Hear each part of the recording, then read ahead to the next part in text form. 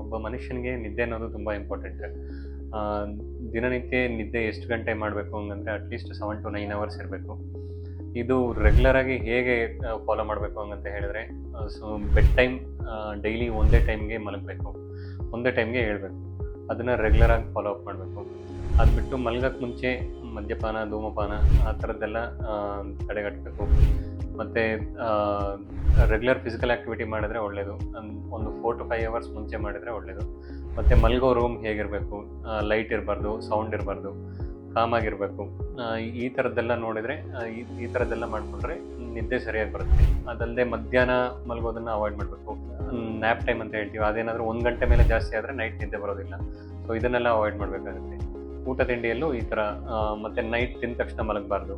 ಇದನ್ನೆಲ್ಲ ಪಾಲಿಸಿದ್ರೆ ನಿದ್ದೆ ಸರಿಯಾಗಿ ಬರುತ್ತೆ. ಯಾಕಂದರೆ ನಿದ್ದೆಗೆ ಒಂದು 4 to 5 ಅವರ್ಸ್ ಮುಂಚೆ ಅಟ್ಲೀಸ್ಟ್ ಒಂದು 1/2 hour ಎಕ್ಸಸೈಸ್ ಏನಾದರೂ ಮಾಡಿದರೆ ಒಳ್ಳೆಯದು, ನಿದ್ದೆ ಚೆನ್ನಾಗಿ ಬರುತ್ತೆ.